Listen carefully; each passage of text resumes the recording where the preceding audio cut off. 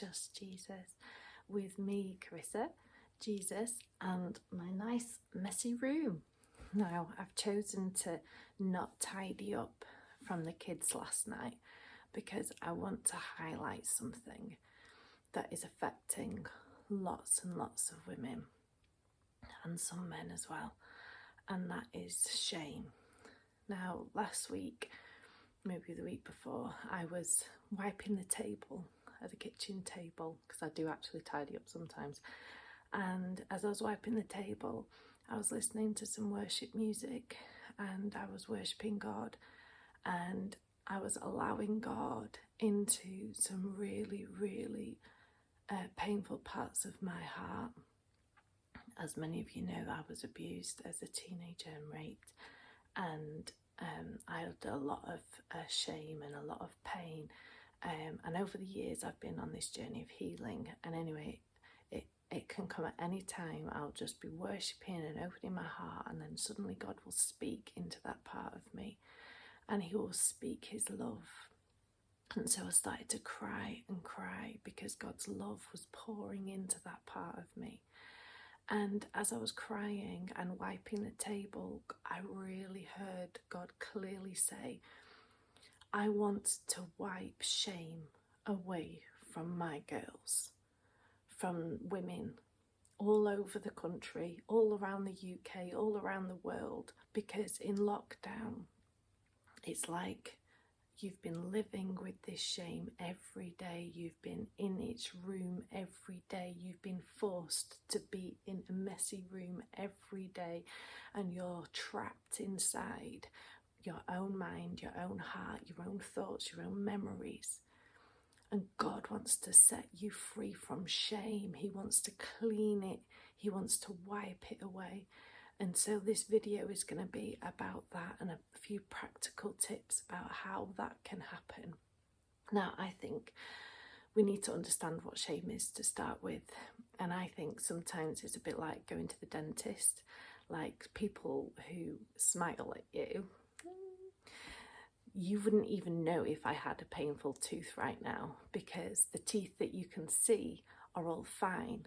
You wouldn't know if one's infected. You wouldn't know that if I was in pain or not, because you can't see it, because it's inside, it's in a dark place.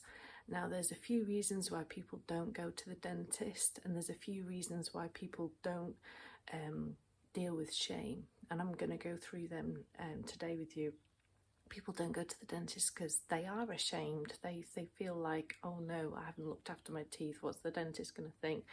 But sometimes they don't trust their dentist, so they don't want the dentist to do anything about it. And sometimes it's just too painful, or they're too scared. So I want to speak about shame today and explain why it's there and what it does and how to get rid of it. Now, shame actually partners with a coping mechanism that a lot of people go through when they've been abused, because humans, we weren't made to be abused. We weren't made for that kind of trauma or that kind of evil. God designed us to live in a perfect world.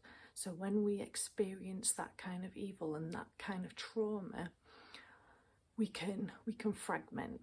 It's a bit like me just having all this mess in this room, and if I just shut the door to that mess, then I don't have to deal with it and I can carry on with my life. And often that is actually there because we need that to cope, and that's okay. If you've done that, that's okay, but eventually you're going to deal with the mess.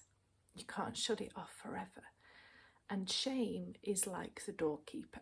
Shame is the thing that won't let you open that door, that won't let you turn the light on, that won't let you deal with the mess. And so the only way to deal with shame is to expose it to the light. And there's a few ways we can do this, and the main way is exposing the lies. So there's truth and there's lies. And I want to go through a few, just 3 lies that shame has on people. The first one that shame has that will stop you from addressing your pain is it's my fault. Now, no matter what the circumstances were, no matter how old you were, no matter what situation you were in, I'm telling you it was not your fault. And even if you're listening to me now and you say, no, but it was my fault, I'm telling you that's a lie. It was not your fault. The truth is, it was the devil's fault. It didn't come from God. It didn't come from you. It came straight from the pit of hell, and it partnered with somebody who was evil. Okay? It was not your fault. That's the first lie we need to address. The second lie is that shame covers the pain. So it's almost like a blanket of protection, but you're confusing it for the room. Okay, so when you fragment yourself, when you put your pain into a room and shut the door, yeah, that's one thing. The shame is stopping you from accessing that door. You think the shame is actually covering up the pain, and it's hiding it somehow. It's somehow shielding the pain. So instead of feeling the pain of the trauma, you're actually feeling shame instead. So you're just looking at the shame instead of the pain, because the pain is too painful. And the third lie is that it's part of me and that I'm disgusting.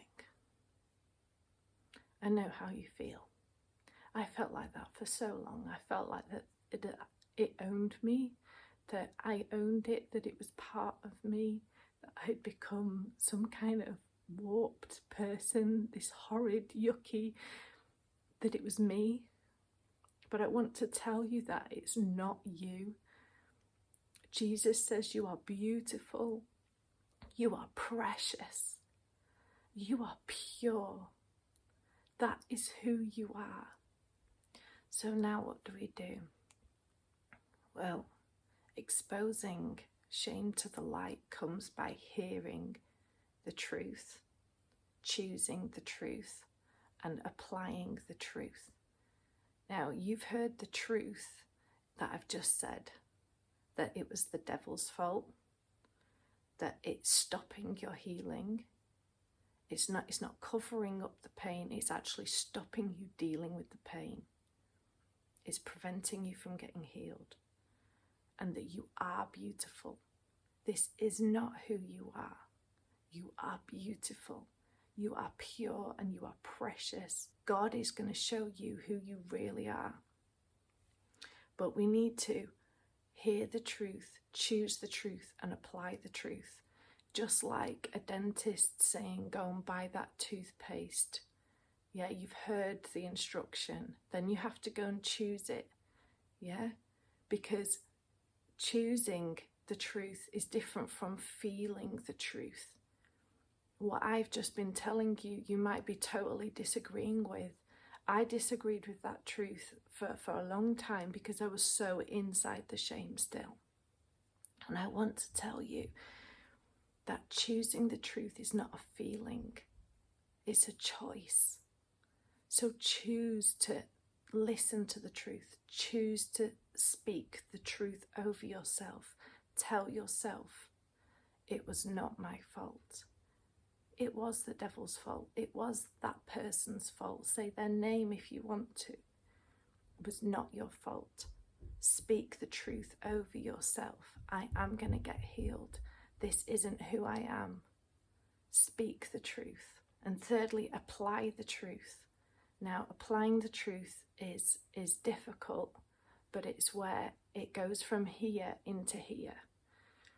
So in your head, you have heard the truth, you can choose the truth, but when you apply the truth, it actually affects your heart and it actually starts cleaning up the mess and it starts wiping away that shame.